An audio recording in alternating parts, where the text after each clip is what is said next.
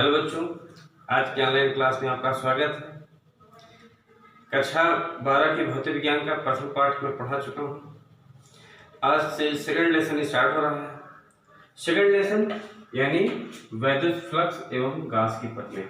बच्चों, एक बार गास की परमें पढ़ाने से या फिर वैद्युत फ्लक्स पढ़ाने से पहले मैं पिछले चैप्टर की चर्चा करता हूँ।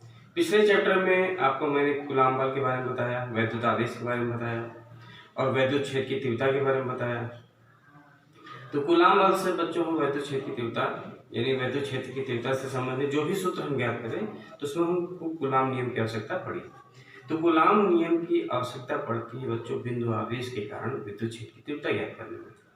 अगर वही आवेश समूह में यानी एक न होकर के कई आवेश हो जो किसी एक रेखा पर प्रसारित हो या फिर किसी पृष्ठ पर फैले हों या फिर किसी आयतन में हों, तब वहाँ पर हमें कूलाम का नियम का उपयोग नहीं करना रहता है। तब वहाँ पर हमें आवश्यकता पड़ती है गॉस के नियम की। तो गॉस का नियम बच्चों जानकारी करने से पहले हमको कुछ फंडामेंटल क्वांटिटीज़ हैं यानी मूलभूत राशियाँ हैं जिनके बारे में हमको जानना रहता है। सबसे पहले बच्चों बात करते हैं क्षेत्रफल के बारे में।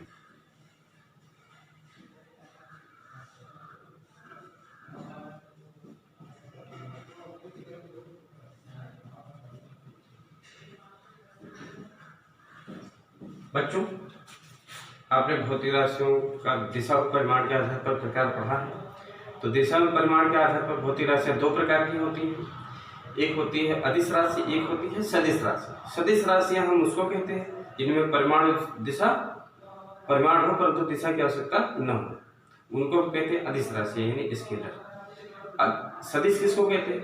यानी ऐसी राशियां जिन्हें व्यक्त करने के लिए परिमाण के साथ साथ दिशा की भी आवश्यकता हो, उनको हम सदिश या फिर वेक्टर राशियां कहते हैं। तो आप जानेंगे सदिश राशियों और अदिश राशियों के कुछ उदाहरण भी आप जानते हो। जैसे अदिश यानी स्केलर जिसमें परिमाण हो, द्रव्यमान होता है, समय है ना, घनत्व होता है। ऐसे ही सदिश में बल है, त्वरण है, वेग है, इसी प्रकार से कई राशियां हैं।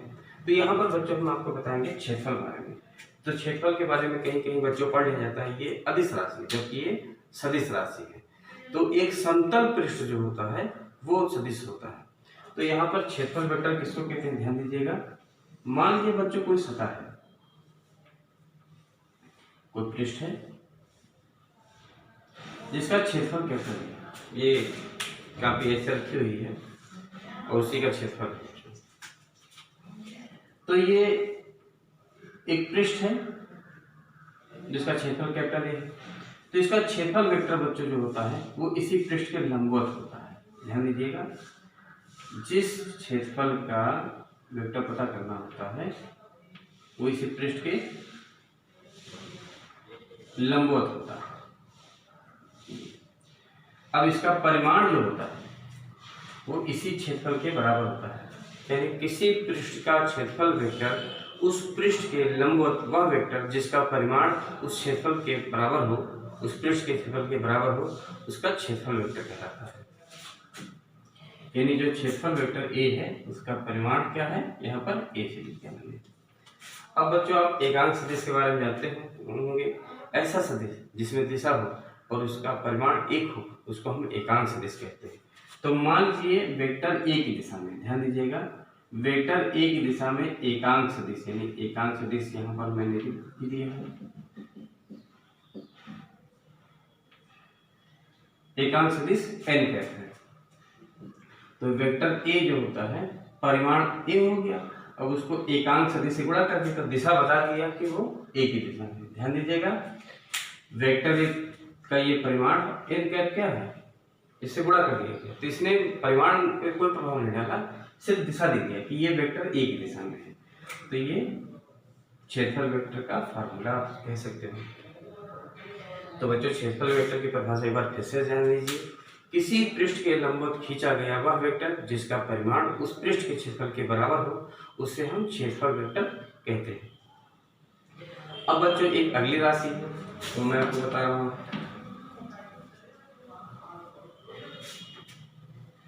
बच्चों भौतिक विज्ञान में 7 गुण राशियां होती हैं जो आप लोग कक्षा 11 में पढ़ चुके हो। उन 7 मूल राशियों में 2 पूरक राशियां भी होती हैं जिन्हें हम क्रमशः कहते हैं कोण और घन कोण। घन कोण के बारे में जानने से पहले बच्चों थोड़ा मैं कोण के बारे में आपको दोहरा देता हूँ। बच्चों कोण देखिए, ये एक वृत्त है और ये इसका केंद्र है। इस वृत्त पर अगर 2 बिंदु ले लिए जाएं, इस वृत्त पर 2 बिंदु ले लिए जाए तो उन दोनों बिंदुओं को केंद्र से मिलाने पर जो रेखा मिलती है उनको हम कहते हैं त्रिज्या। और ए से बी तक की जो लंबाई है, जो वृत्त की पूरी लंबाई का एक भाग होता है, उसको हम कहते हैं चाप। तो दोनों रेखाओं का यानी OA और OB का आपस में जो झुकाव होता है उसी को हम कोण कहते हैं। यानी 2 रेखाओं के बीच का झुकाव उनके बीच का कोण कहलाता है। तो कोण का सूत्र बच्चों होता है चाप बटा त्रिज्या। कोण को हम थीटा से प्रदर्शित करते हैं। चाप यानी ए से बी तक की लंबाई। ध्यान दीजिए बच्चों, जब सीधी रेखा होती है तो हम ए बी लिखते हैं, लेकिन यहाँ पर एक वक्राकार यानी एक घुमावदार रेखा है जो ए बी है, तो इसके लिए हम ऐसे लिख देते हैं, जो बता देता है कि ए से बी तक की लंबाई वक्राकार यानी घुमाव होता है बटे त्रिज्या को आर से लिखना है, तो सूत्र हो जाता है। अब कोण के मात्रा की बात करते हैं तो कोण होता है रेडियन। तो एक रेडियन किसको कहते हैं? एक रेडियन कितना होता है तो देखिएगा, जब AB यानी चाप की लंबाई वृत्त की त्रिज्या के बराबर हो जाए। जब चाप की लंबाई वृत्त की त्रिज्या के बराबर हो जाए तब थीटा बराबर देखिए कितना आता है, AB फार्मूला जानते हैं आर चाप बटा त्रिज्या। त्रिज्या चाप का मान रखिए आर के बराबर, यह होगा 1 रेडियन। यानी 1 रेडियन वह कोण होता है जिसमें त्रिज्या के बराबर लंबाई का चाप वृत्त के केंद्र पर कोण बनता है। तो ए रेडियन जानेंगे, फिर से देखिए, 1 रेडियन वह कोण होता है जब वृत्त की त्रिज्या के बराबर लंबाई का चाप वृत्त के केंद्र पर बनाता है। तो बच्चों कोण के बारे में आप लोग जान गए। अच्छा, जब पूरे कोण की बात करते हैं, किसकी बात करते हैं? जब पूरी परिधि यानी चाप AB जो है वो एक भाग में लेकर के पूरा ले लिया जाए तब थीटा कोण यानी बनता है, जो आप जानते हैं ये पूरा होता है परिधि। क्या होता है? वृत्त की संपूर्ण लंबाई चारों तरफ की परिधि कहलाती है। और बटा त्रिज्या तो 2 पाई आर बटा आर, कैंसिल, क्या हो जाएगा 2 पाई रेडियन। बच्चों कोण के बारे में आप जान गए। अब आपको मैं बताने जा रहा हूँ घन कोण के बारे में, जो कि गास के परिमेय को लगाने से पहले, गास के परिमेय जानने से पहले हमको आवश्यकता घन के कोण के बारे में जानने की आवश्यकता पड़ती है। क्योंकि कक्षा 11 में जब आप 7 मूल राशियां पढ़े थे तो वहाँ पर 2 पूरक राशियां, तो तभी आपके दिमाग में आ गया होगा कि घन कोण क्या है। तो घन कोण के बारे में बच्चों विस्तृत जानकारी इसी में आपको मिलती है। घन कोण क्या है वो मैं आपको बता दूँ। बच्चों कोण के बारे में आप जान गए। अब घन कोण के बारे में बात करते हैं। इसके बारे में आप लोग सोच रहे थे कि घन कोण क्या है, तो पहले आपको बच्चों विचार करना होगा कि गोला क्या होता है। गोला आपके आसपास कई विभिन्न रूपों में जिसे पाया जाता है, जैसे छोटी बॉल हो गई, वॉलीबॉल हो गया, फुटबॉल हो गया, तो ये सब गोले के ही एक प्रतिरूप है। तो क्योंकि बोर्ड पर गोला और वृत्त को अलग अलग दिखाना संभव नहीं हो पा रहा है, इसलिए इसी को हम गोला मान लेते हैं। ये गोला है, ओके। और ये हो गया गोले का केंद्र। अब इस गोले का संपूर्ण पृष्ठ का क्षेत्रफल तो कुछ आप जानते हैं, A = 4 पाई r²। गोले के पृष्ठ का क्षेत्रफल ये होता है। लेकिन हम मानते हैं कि इसका एक छोटा सा भाग बच्चों, इसके पृष्ठ का क्षेत्रफल का भाग ये है। अब ये पूरे गोले के पृष्ठ का एक सूक्ष्म भाग है, तो इसको हम ds लिखेंगे। किसे लिखेंगे? dA से। और आपको मैंने बताया कि जो क्षेत्रफल होता है एक सदिश होता है, और सदिश एक बंद पृष्ठ का बाहर की ओर होता है। तो गोला जो होता है एक क्लोज, बंद मतलब चारों तरफ से बंद है, तो गोला एक बंद पृष्ठ होता है, तो इसका क्षेत्रफल वेक्टर इधर होगा dA। तो इस छोटे से पृष्ठ के चारों तरफ की रेखाओं को जब मिला देते हैं इससे, तब गोले के केंद्र पर जो कोण बनता है, यानी इस पृष्ठ के क्षेत्रफल द्वारा जो गोले के केंद्र पर कोण बनेगा, उसी को कहते हैं घन कोण। इसे d ओमेगा से प्रदर्शित करते हैं, घन कोण। ध्यान देना बच्चों, कोण के सूत्र को आपने पढ़ा, कोण का सूत्र होता है 4 बटा त्रिज्या। ऐसे घन कोण का जो सूत्र होता है, पृष्ठ का क्षेत्रफल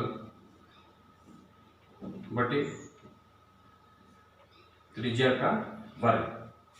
तो घन कोण को यहाँ पर d ओमेगा से प्रदर्शित करते हैं। और पृष्ठ क्षेत्रफल, ध्यान दीजिएगा, पृष्ठ का क्षेत्रफल dA है बटा त्रिज्या हो गई r²।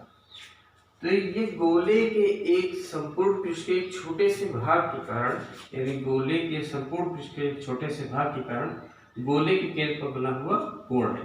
तो d ओमेगा बराबर dA/r²। जब संपूर्ण पृष्ठ की बात करेंगे,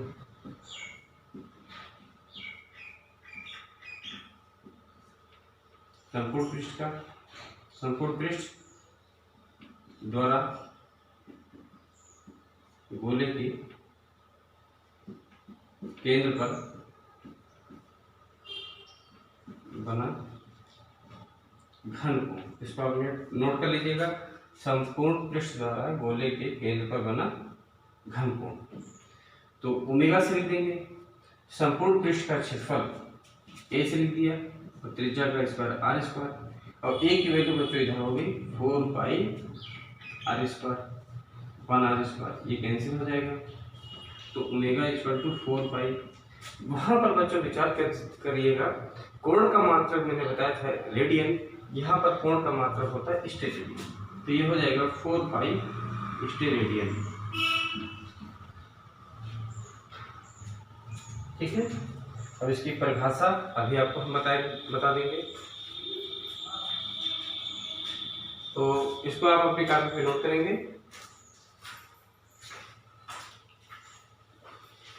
अब स्टेरेडियन की परिभाषा क्या होगी, ध्यान दीजिएगा। सूत्र है dA/r², यानी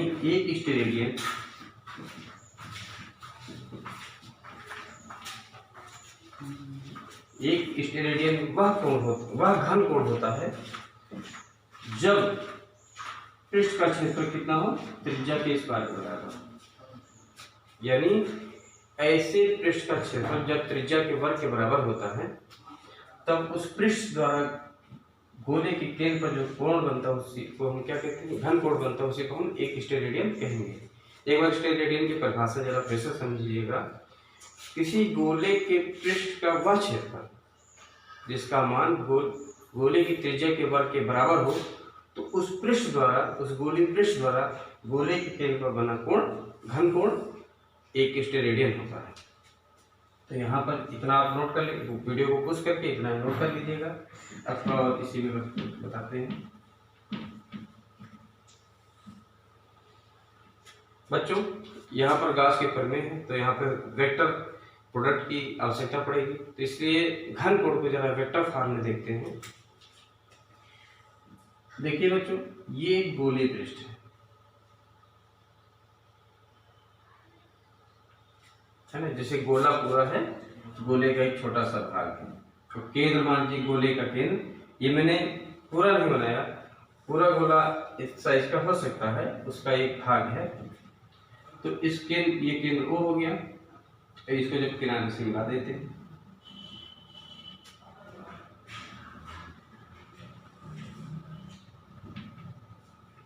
तो गोले के केंद्र पर जो कोण बनता है उसको हम कहते हैं d ओमेगा। ठीक है, और इसका क्षेत्रफल बच्चों dA है, dA हो जाएगा। डी ए की दिशा में एकांक सदिश बच्चों एन कैप है। क्या है? N cap. तो यहाँ पर डी ओमेगा को इस फॉर्म में हम लिख सकते हैं B A dot N upon I square. अब आपके दिमाग में आया होगा कि पहले तो स्केलर फॉर्म में लिखा था, अब वेक्टर फॉर्म में कैसे लिख दिया गया। तो इसको जब सरल करेंगे तो पहले वाला ही सूत्र मिल जाता है। यहाँ पर देखेंगे डी ए यानी क्षेत्रफल वेक्टर और एकांक सदिश एन कैप, इनके बीच कोण है 0। यहाँ पर कोण कितना हो जाएगा? 0। तो यहाँ पे आ जाएगा डी वेक्टर फॉर्म आप पढ़े हो, सूत्र में लिख देता हूँ ए डॉट बी होता है ए बी cos थीटा। जहाँ ये वेक्टर ए का परिमाण, ये वेक्टर बी का परिमाण। तो इसको देखिएगा D A dot N cap का क्या मिलेगा? डी ए का परिमाण डी ए, एन कैप का परिमाण 1। एन कैप की वैल्यू जो होती है वो 1 के बराबर है, यूनिट वेक्टर है, और into cos 0 upon R square. तो सूत्र बच्चों यही मिल जाता है D A upon R square. अब तो आप लोगों को कोई समस्या नहीं होगी। ये वेक्टर फॉर्म में मैंने समझाया, इसी की सबसे ज्यादा आवश्यकता पड़ती है। तो यहाँ पर बच्चों ध्यान दीजिएगा डी ए और एन कैप, इनके बीच कोण यहाँ पर थीटा है 0। अगर पृष्ठ थोड़ा झुका हो, यानी कोई एक दूसरे से कोण पर आ जाए, अर्थात देखिए मैं आपको समझा रहा हूं,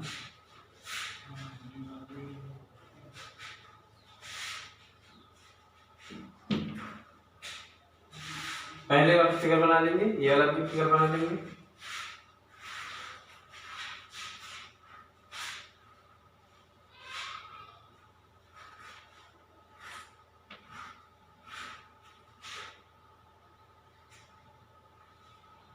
देखो बच्चों ये हो गया। अब इसका क्षेत्रफल वेक्टर डी ए इधर हो जाएगा, क्योंकि क्षेत्रफल वेक्टर जो होता है हमेशा पृष्ठ के लंबवत ही रहता है। और यूनिट वेक्टर इस दिशा में ये हो जाएगा एन कैप, बीच में कोण कितना हो जाएगा? थीटा। ध्यान देकर समझिएगा, अब आपके सामने क्लियर है। क्षेत्रफल वेक्टर ये रहा डी ए, और ओ से मिलाने वाली जो रेखा है, यानी जो आर की वैल्यू दी है, ये आर है, ये इसकी दिशा में एकांक सदिश एन कैप है, तो दोनों एक दूसरे से थीटा कोण पर है। तो अब इसी का फार्मूला क्या हो जाता है? बी ए एन कैप का 1, और यहाँ पे पहले क्या था? ए और एन, डी ए और एन एक ही दिशा में थे, 0 ले लिया गया था। अब ये अलग अलग दिशाओं में बीच में कोण थीटा है, तो अपन आर स्क्वायर। तो D omega equal to D A cos theta upon R square, ये फार्मूला है। पहले वाले भी फार्मूला नोट कर लीजिएगा, ये भी। आज बच्चों मैंने 2 टॉपिक पढ़ाए हैं, इस वीडियो का रिपीट करके देखिएगा तो समझ में आएगा, और इसका मैं लिख करके इसका नोट्स में बना के आपको अपलोड करा